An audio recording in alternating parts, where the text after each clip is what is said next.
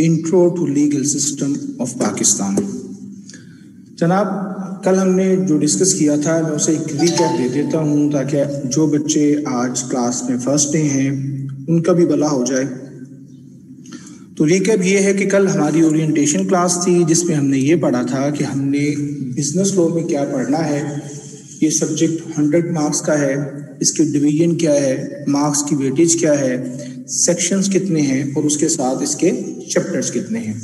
तो हमने section A और सेक्शन बी में बिजनेस लॉ को डिवाइड किया और उस डिवीजन के बाद फिर हमने देखा कि सेक्शन ए में हमारे पास 10 चैप्टर्स हैं और सेक्शन बी में हमारे पास 6 चैप्टर्स हैं। तो आज नंबर 2 इज क्रिमिनल। अगली स्लाइड पे इंशाल्लाह डिटेल से सारी की सारी ये बात मैंने इसके नोट्स में भी लिखा है, लेकिन अभी समझ लें सिविल लॉ क्या है। सिविल लॉ है the person to person. Criminal क्या है?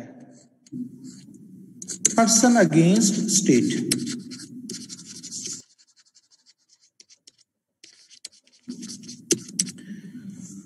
मेरा आपके साथ एक कॉन्ट्रैक्ट था, आपने मुझे 10,000 रुपए देने थे, आपने नहीं दिए। ये आपने ब्रीच ऑफ कॉन्ट्रैक्ट किया, किस में फॉल करेगा? सिविल लॉ में। इसे हम कहते हैं कि ये सिविल सूट होता है, इसे हम सिविल लिटिगेशन भी कहते हैं या आप इसे सिविल सूट भी कह सकते हैं।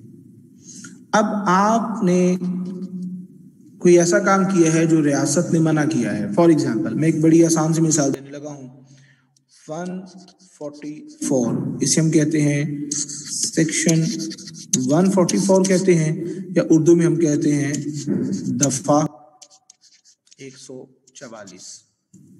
ये दफा वो वाला नहीं है जो हम कहते हैं दफा दूर वाला, ये सेक्शन है, ठीक है, ये याद रखिएगा मेरा बेटा। तो सेक्शन 144 के कहते हैं कि जनाब अगर गवर्नमेंट इम्पोज कर दे इस लॉ को तो 5 लोगों से ज्यादा लोग एक जगह इकट्ठे नहीं हो सकते। अगर हो जाएंगे तो वो क्या करेंगे? वॉयलेशन करेंगे। अगर वो वॉयलेशन करेंगे तो स्टेट उनके खिलाफ क्या कर सकती है?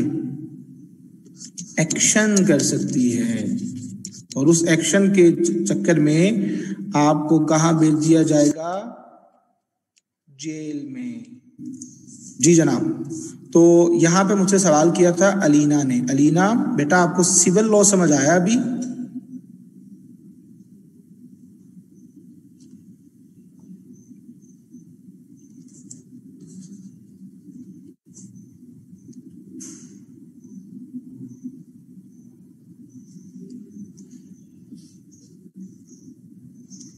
जी,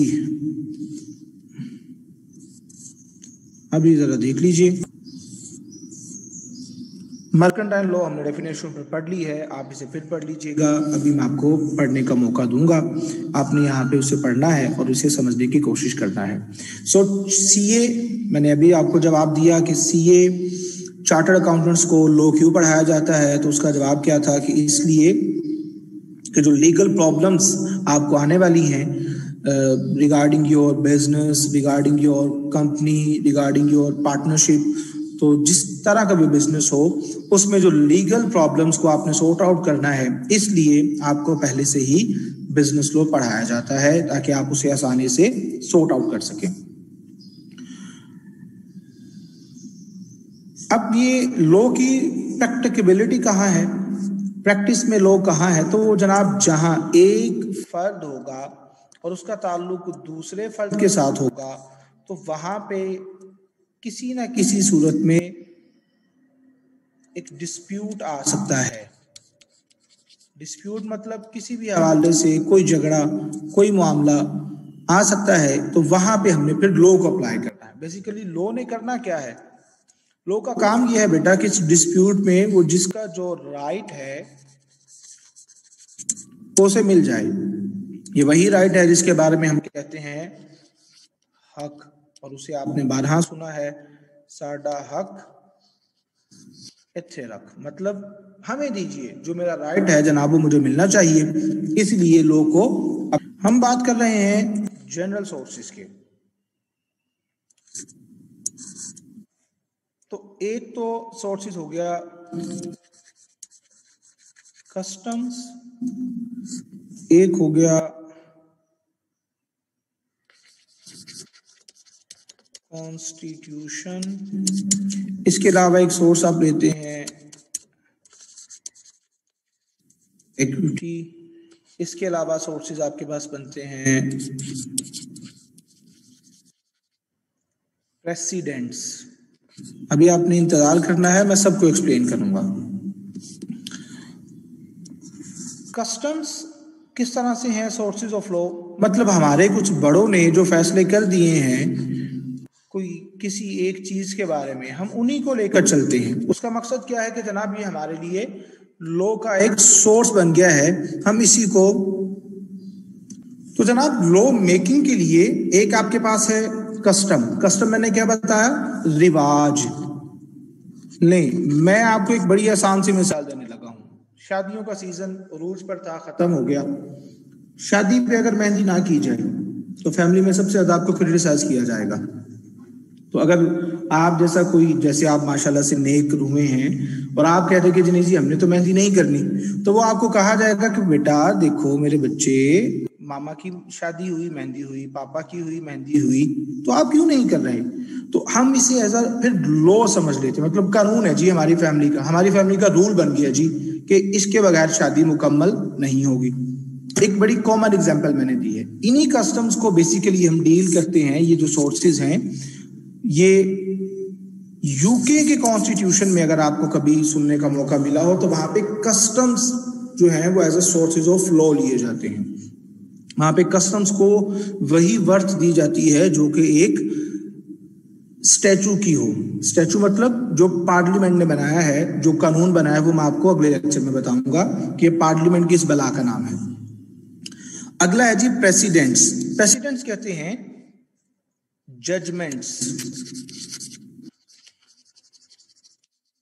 जजमेंट्स क्या है, जो आपके कोर्ट्स, हाई कोर्ट कह लें, सुप्रीम कोर्ट ऑफ पाकिस्तान कह लें, ये जो फैसले देती हैं वो जजमेंट्स हैं।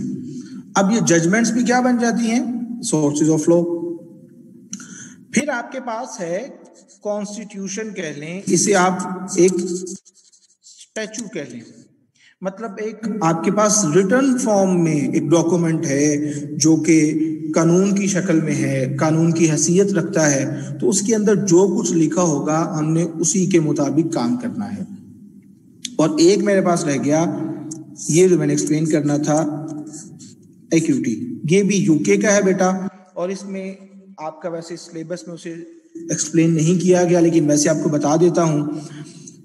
यूके में एक हाउस होता है, एक कोर्ट होती है, court of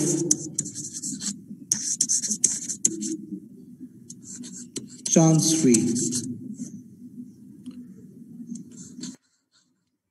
court of chancery जो जजमेंट देती है, जो अपने ऑर्डर देती है बेटा, वो भी यूके के अंदर सोर्सेज ऑफ लॉ इंक्लूड करते हैं। ठीक है, तो हमारे यहाँ पे जी, मुझे यहां तक पहले बता दें कि ये सबको क्लियर है सोर्सेज।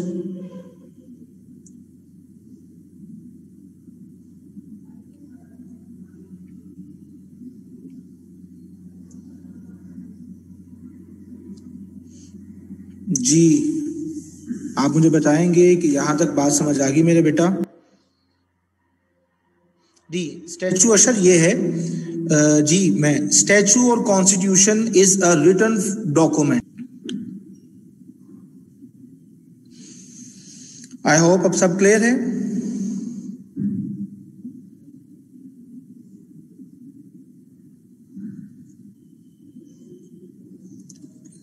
ले जी, जी चांसरी का मीनिंग बासित मैं लिख देता हूं, आला ओहदादार। आसान जुबान में आप ये समझ लें, ठीक है। जो एक बड़े ओहदे का मालिक हो यूके के अंदर, उसे कहते हैं चांस। जैसे चांसलर नहीं होता बेटा, अगर आपने सुनो जी वाइस चांसलर हैं, ये चांसलर साहब हैं, तो ये एक ओहदा है बस, उनकी एक कोर्ट होती है जो फैसले करते हैं। जी आगे चलें जी, यहां तक क्लियर है सबको बेटा? जी जी, मॉइज ने बिल्कुल ठीक कहा कि हम उसे हाउस ऑफ लॉर्ड्स कह लें और अपर हाउस कह लें, यह भी आगे जाके इंशाल्लाह एक्सप्लेन करेंगे इसे जब हम अपने पाकिस्तान की बात करेंगे। लें जी, यहां तक मैंने आपको बता दिया। अब देखते हैं कि पाकिस्तान के अंदर जो सोर्सेज ऑफ लॉ हैं वो हमारे पास दो तरह के हैं। बीइंग एन इस्लामिक कंट्री, हमारा पहला जो सबसे बड़ा सोर्स है वो है शरिया। शरिया मतलब कुरान और उसके साथ है सुन्ना। हमारे जो कवानीन बनते हैं वो अकॉर्डिंग टू कुरान एंड सुन्ना होने चाहिए। ये शरिया है, ये हमारा सोर्स ऑफ लॉ है। और दूसरा जो हमारे पास सोर्स है वो हमारा कॉन्स्टिट्यूशन ऑफ 1973 है, जो कि आपके सिलेबस में शामिल है और अभी इसे डिटेल से पढ़ने की कोशिश करेंगे। ले जनाब, दो सोर्सेज है पाकिस्तान में, एक शरिया है और एक कॉन्स्टिट्यूशन ऑफ पाकिस्तान है 1973। और जो इंग्लिश कॉमन लॉ का है वो मैंने आपको पहले से बता दिया है।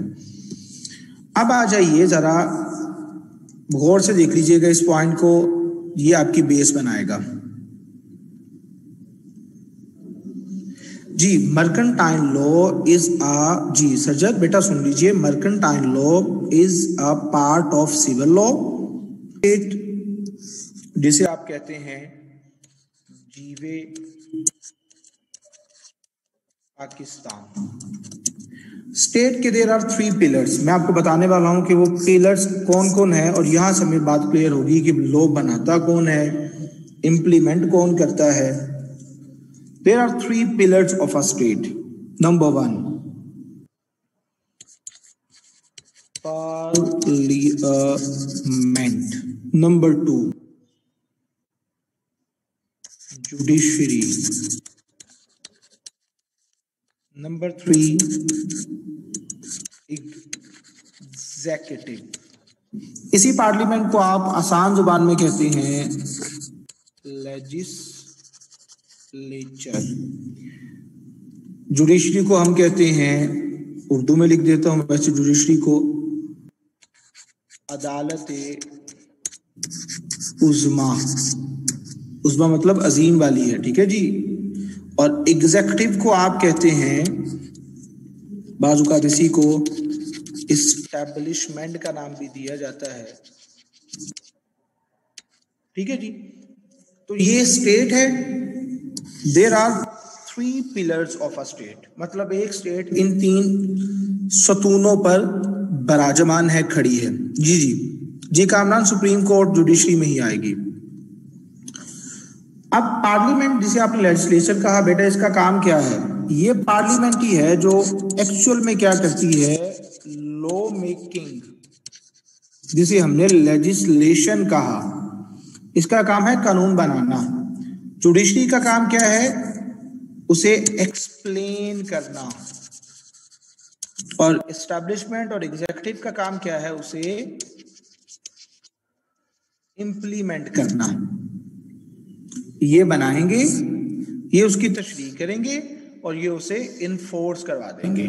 तो ये तीनों मिलके बेसिकली किसको स्ट्रॉन्ग कर रहे हैं? स्टेट को। ये मैंने बात आपको क्यों बताई कि क्योंकि अब हम लेजिस्लेशन पढ़ने वाले हैं और हमारे चैप्टर 1 का जो पार्ट 2 है वो लेजिस्लेचर के हवाले से है और उसी के साथ हम एग्जीक्यूटिव को पढ़ेंगे। वहीं हम पढ़ेंगे कि क्या कानून बनता है, कौन बनाता है, उसका तरीकेकार क्या होगा, वो सारी की सारी बातें। ये बात मेरा बेटा समझ आ गई सबको?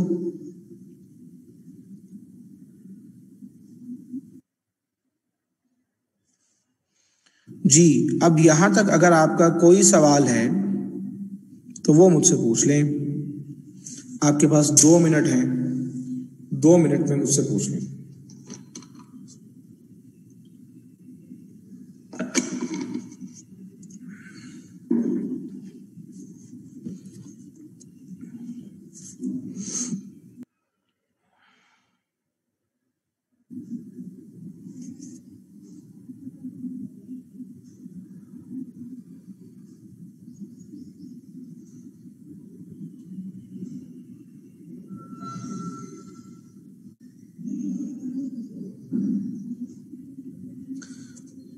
जी मैं एग्जेक्टिव एक्सप्लेन कर देता हूँ।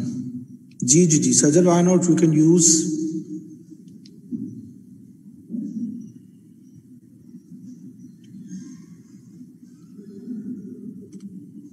जी सजल, आप माइक ऑन कर लें अपना बेटा।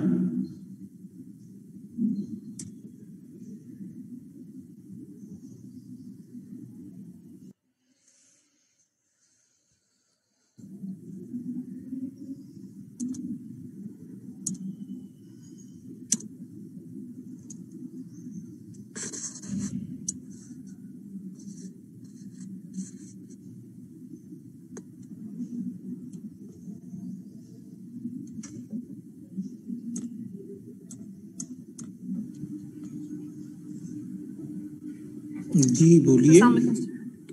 जी वालेकुम सलाम। सर बुक में टॉपिक है civil law and criminal law का, उसमें purpose, harm, cost, burden of proof और रेमेडी बताया हुआ है और आपने इस टॉपिक स्किप कर दिया, वो एक्सप्लेन कर दिया। सर आपकी आवाज क्लियर नहीं है बेटा, थोड़ा सा ऊंचा बोलेंगे आप। Yes sir. सर बुक में civil law and criminal law का टॉपिक है जिसमें purpose, harm, cost, burden of proof and remedy को एक्सप्लेन किया हुआ है, वो वाला टॉपिक एक्सप्लेन करना। जी जी जी मैं अभी उसी टॉपिक पे जाने वाला हूं। अभी बस मैंने आपको एक ओवरव्यू दिया है कि सिविल लॉ और क्रिमिनल लॉ क्या है। इसके बाद आप स्लाइड्स देखेंगे, हम उसे डिटेल से पढ़ेंगे और एक्सप्लेन करने की कोशिश करेंगे। अभी बस मैंने आपको ओवरव्यू दिया है कि चैप्टर में क्या कुछ चलने वाला है।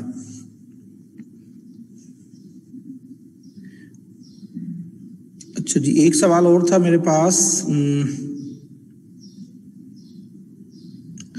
जी एग्जीक्यूटिव बेटा, एग्जीक्यूटिव एक बॉडी है। लाइक इस एग्जीक्यूटिव में आप देख लें, आपका है प्रेसिडेंट, इस एग्जीक्यूटिव में आपके हैं प्राइम मिनिस्टर, इस एग्जीक्यूटिव में आपके पास है कैबिनेट जो प्राइम मिनिस्टर को असिस्ट करती है। इन सब का काम क्या है कि लॉज को इम्प्लीमेंट कैसे करवाना है।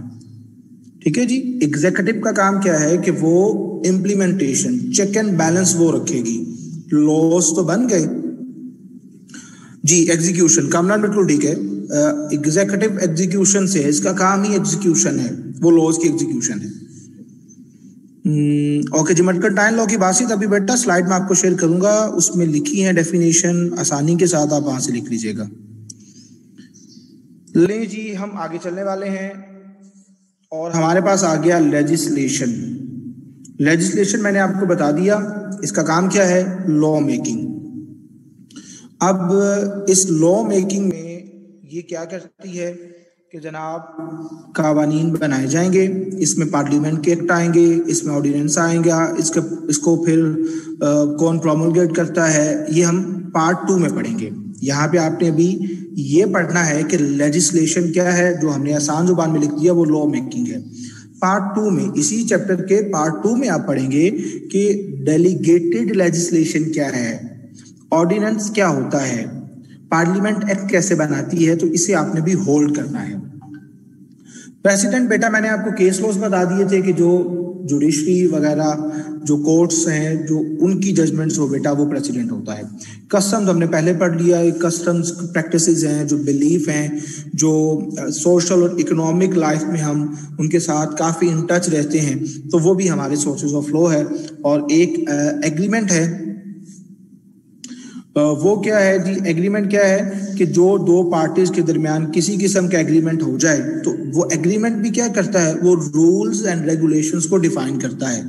तो बेसिकली वो एग्रीमेंट भी दोनों के बिहाफ पर एक लॉ बन जाता है। मिसाल इसकी मैं आपको अभी दिए देता हूं कि जनाब मैंने और ए और बी ने एक एग्रीमेंट किया है कि ए उसे 10 बोरी सीमेंट की फराहम करेगा और एक बोरी की कीमत होगी 100 रुपए, और बी ने उसके अगेंस्ट उसे पेमेंट करनी है।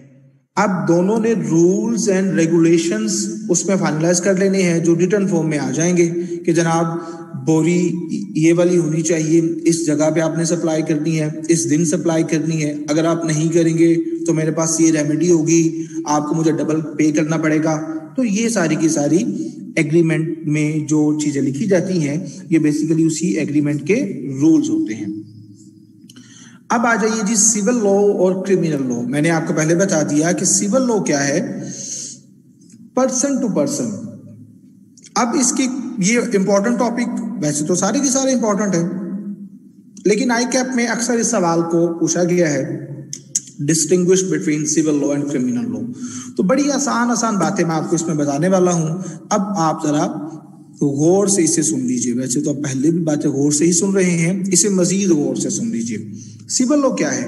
ये राइट्स और ड्यूटीज डिटरमिन करता है between persons, between individuals. Criminal law क्या है? क्रिमिनल लॉ स्टेट के एंड पे जो राइट्स होते हैं उन्हें सिक्योर करता है।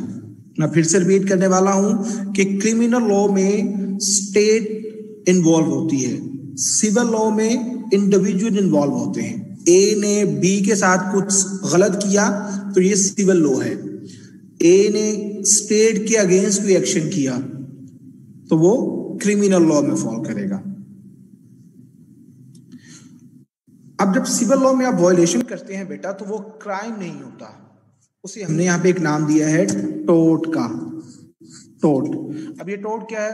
Wrong doing. मैं एक आसान सी मिसाल देने लगा हूं। मैं गुजर रहा हूं, ठीक है जी, और किसी एक साहिब ने मुझे धक्का देकर गिरा दिया। अब ये क्रिमिनल लॉ है। क्या इसमें स्टेट इन्वॉल्व हुई? आप में से कोई बताएगा मुझे?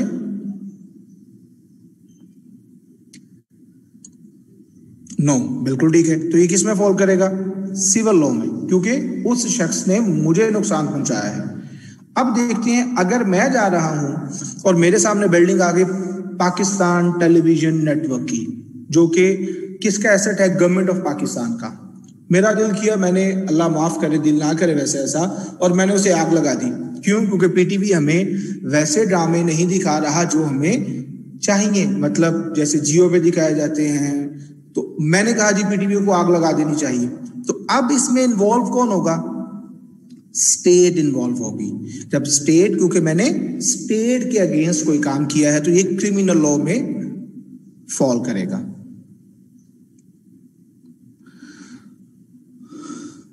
जी, हॉस्पिटल पहुंच जाए भाईजान, वहां पे आपको ट्रीटमेंट मिलेगा इंशाल्लाह, बेफिक्र रहें। अगर ना मिले तो मुझे बुला लीजिएगा, वकील होने के साथ साथ आपको अच्छा ट्रीटमेंट इंशाल्लाह वहां पे मिल जाएगा। मुबीन बेटा, वो तो जाएंगे डेफिनेटली। फिर जी क्रिमिनल, देखिए जी मुबीन, ठीक है, अगर आपका सवाल इस एंड पे है तो फिर हम उसे डिस्कस कर लेते हैं कि अगर वो उसकी सिविरिटी देखी जाएगी। मैंने सिर्फ धक्का देने से कहा था, आप ज्यादा आगे चले गए हैं ना। मैं नहीं चाहता कि मैं हॉस्पिटल में जाऊं। हाँ, अगर धक्का इतना शदीद था और धक्का मुझे दीवार से दिया गया कि मैं नीचे गिर गया और मेरी टांग टूट गई, या मुझे कत्ल करने की कोशिश की गई, तो फिर बेटा वो क्रिमिनल में फॉल करेगा। अगर आप थोड़ा सा इंतजार करते तो मैं आगे आपको बताने वाला था कि कोई एक ऐसा भी होता है जो बैक वक्त सिविल भी होगा और क्रिमिनल भी होगा, वो हम आगे पढ़ेंगे इंशाल्लाह। चलें जी, अब जरा अगला पॉइंट देख लीजिए।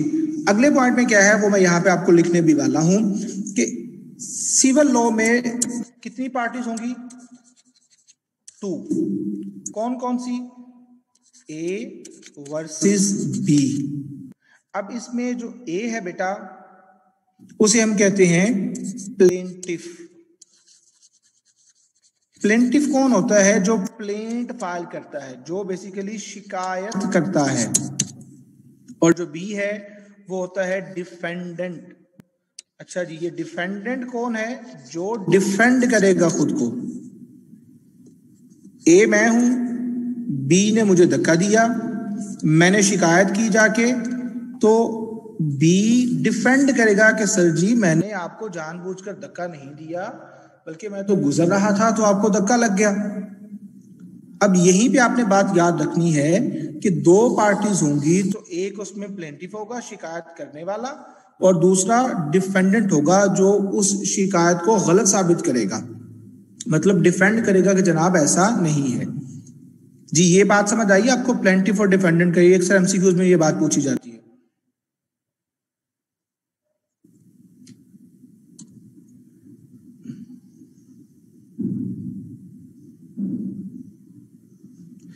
जी सजल, इसका एक मैं आपको बता देता हूं, एक लैटिन मैगजीन है अनइंटेंशनली के हवाले से, एक्टस नॉन फैकिट नीजी सिट मेंसरिया। इसका मतलब आपको बता देता हूँ सजल बेटा, मतलब ये है कि अगर कोई काम आपसे सरजद हो गया लेकिन आपका जो दिमाग था या जो आपकी इंटेंशन थी, जो आपका मकसद था, वो हकीकत में गलत काम करना नहीं था, तो कानून कहता है कि आपको शिकंजे में नहीं लिया जाएगा। ये हमने लॉ में पढ़ा था और अभी तक मुझे याद है कि अनइंटेंशनली अगर आपसे कोई काम सरजद हो जाए, लेकिन बेटा बर्डन ऑफ प्रूफ आप पे होगा, आपने साबित करना है कि जी हाँ मुझसे गलती से हुआ है, तो आपको कानून कुछ नहीं कहेगा। ठीक है जी। कार एक्सीडेंट बेटा अनइंटेंशनल कैसे होता है, वो फिर बर्डन ऑफ प्रूफ आपने साबित करना है कि जनाब अगर आपने छोटे बच्चे को उस पे बिठा दिया था सीट पे, तो इस तरह से फिर वो अनइंटेंशनली हो जाता है। मतलब उसमें आप फिर ये लीगलिटीज हैं, वकला के पास आप जाएं तो आपको काफी सारी एक्सेप्शन इसमें फॉल करवा देंगे, जहां से आपको आसानी से बचाया जा सकता है। जी, बुरा काम करके अगर मुकर जाए तो बेटा बस साबित कर दें कि उसने जब बुरा काम किया था तो उसने इंटेंशन आपको पहले शो कर दी थी। देखिए ना, अगर मैं मिसाल दे देता हूँ, मैंने एक बंदे को पहले एक मैसेज कर दिया कि अगर तुमने मेरा ये काम ना किया तो मैं तुम्हें मार दूंगा।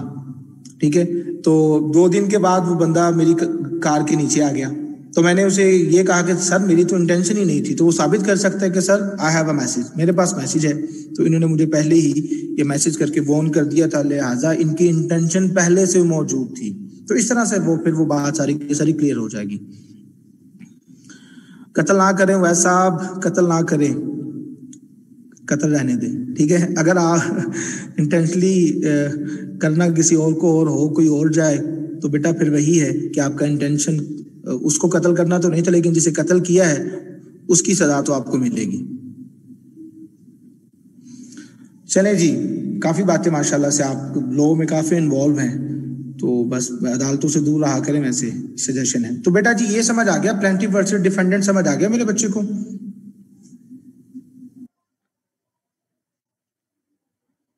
यस, चलें जी। अब इसी के साथ हम आगे एक चीज देख लेते हैं, वो है क्रिमिनल लॉ में, कि क्रिमिनल लॉ में भी तो 2 ही पार्टीज होंगी। तो बेटा वहां पे भी 2 हैं, एक है एक्यूज्ड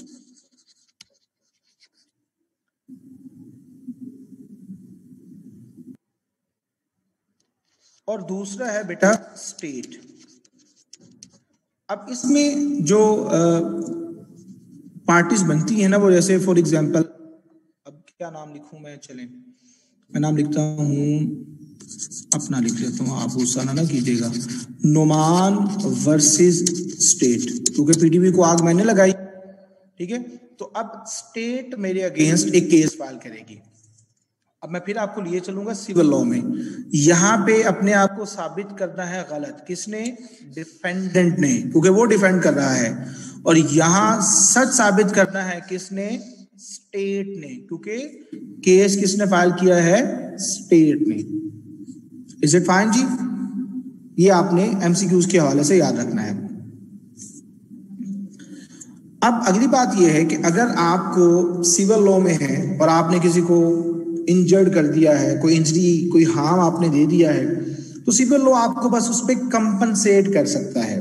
मतलब सिविल लॉ में बेटा पनिशमेंट नहीं है, सिविल लॉ में पैसा मिलता है, क्रिमिनल लॉ में पनिशमेंट है। टू सम एक्सटेंट पनिशमेंट के साथ आपको फाइन भी हो सकता है, लेकिन जो आप उसकी प्योर फॉर्म में देखें तो हमारे पास सिविल लॉ में कंपनसेशन है और क्रिमिनल लॉ में पनिशमेंट है। ये जनाब वही पॉइंट है, the Clement choose a defendant, जो हमने ऊपर बात की ए वर्सेस बी वाली, और यहाँ पे नुमान वर्सेस स्टेट वाला पॉइंट है, ये जो यहाँ पे एक्सप्लेन किया गया है, पहले से आपको मैंने बता दिया है।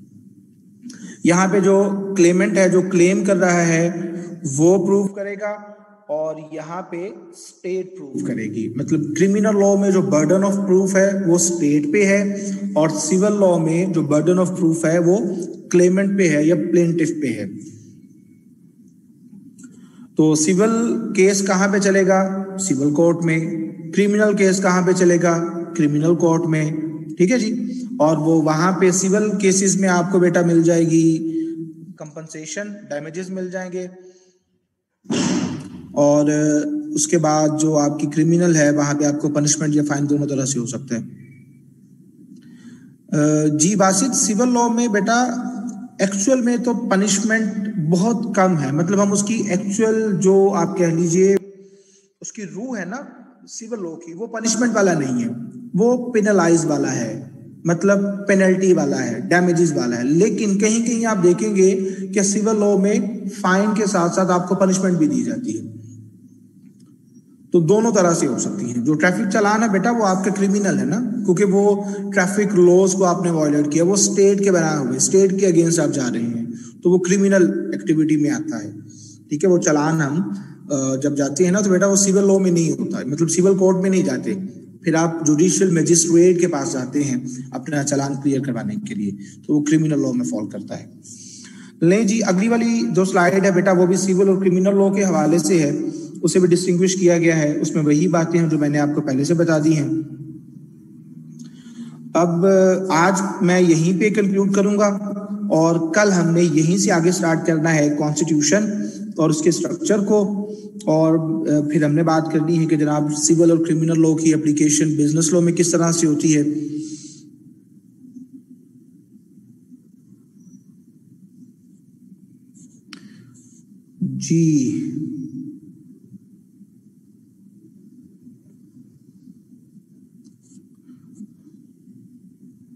जी बासित, जी मैं आपको बुक में बता रहा हूँ। बुक में जनाब आपका पेज नंबर 2 से, बासित मैं आपको रिप्लाई करता हूँ, ये बुक का पेज बता दूँ जनाब। बुक में आप पेज नंबर 1 से स्टार्ट करेंगे, सॉरी 2 से स्टार्ट करेंगे और 2 से 4 तक, पेज नंबर 2 to 4 यहाँ तक आपने तैयार करना है, इसे पढ़ना है, रीडिंग करनी है। कल मैंने आते ही पहले आपसे रिवीजन में सारा का सारा पूछना है और फिर आपने मुझे बताकर हम आगे चलेंगे। जी वैसे लिखेंगे, मैं आपको इंशाल्लाह ये जैसे मैंने कॉलम्स में लिखा बेटा वैसे भी आप लिख सकते हैं, और सिंपल इस तरह से आप इसकी हेडिंग बनाकर मैं एक चैप्टर करवा दूं मेरे बच्चे, फिर मैं आपको बताऊंगा कि पेपर आपने प्रेजेंट कैसे करना है। ठीक है, सवाल किस तरह से अटेम्प्ट किया जाए वो भी आपको बताया जाएगा। अब यहाँ पे मैं फिर लिखने लगा हूं पेज नंबर 2 to 4। आज मेरा बेटा ये सारा का सारा तैयार करेंगे अच्छे से। कोई सवाल आपका अगर बाद में भी हो तो आप व्हाट्सएप ग्रुप में पूछ लीजिएगा, इंशाअल्लाह एन वक्त पर आपको जवाब दे दिया जाएगा। जी अब मुझे बताइए, लास्ट मिनट हमारे पास है, यहां तक सारा क्लियर है?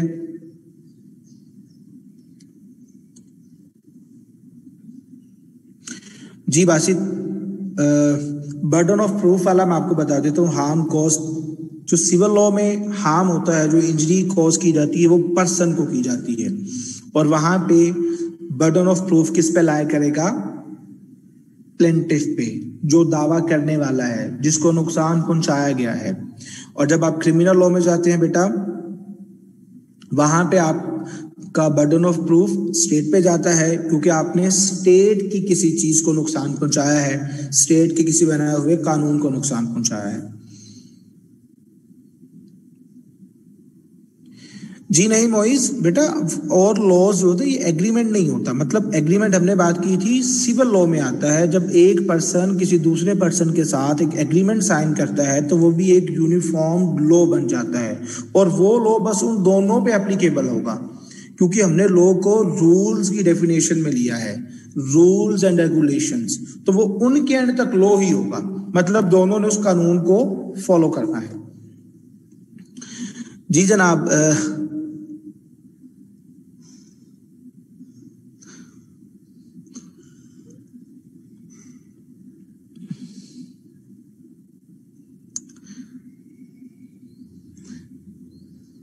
जी बर्डन ऑफ प्रूफ की समझ नहीं आ रही, चलें बासित मैं आपको फिर बता देता हूँ। बर्डन ऑफ प्रूफ है मतलब मैंने आपको धक्का दिया है, तो साबित कौन करेगा कि धक्का किसने दिया है? आपने साबित करना है ना। जिसको नुकसान पहुंचता है वही साबित करता है कि जी हाँ मुझे नुकसान हुआ है, सिंपल ये बात है। मतलब आपने अगर अपने केस को स्ट्रॉन्ग करना है बेटा, तो फिर आपको साबित करना पड़ेगा कि जी हाँ मुझे नुकसान हुआ है। अगर आप साबित नहीं कर पाते तो आपका जो नुकसान है वो किसी तरह से उसकी भरपाई नहीं की जा सकती। जी जी जी, बिल्कुल बिल्कुल, प्रूफ वही करेगा जो केस लेकर जाएगा, जो दावा करेगा वही साबित करेगा।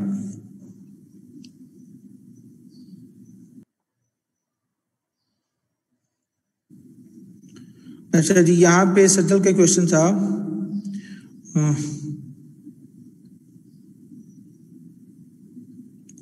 जी सज्जल, ये बेटा जरूरी है कि प्रोसिक्यूशन तभी स्टार्ट होती है जब हार्म कोई कॉज हो।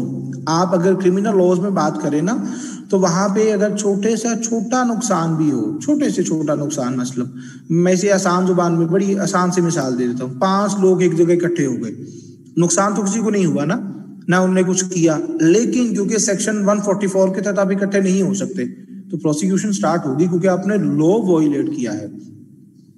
तो वॉयलेशन ऑफ लॉ भी क्रिमिनल एक्ट है अगर वो क्रिमिनल एक्ट में फॉल करता है।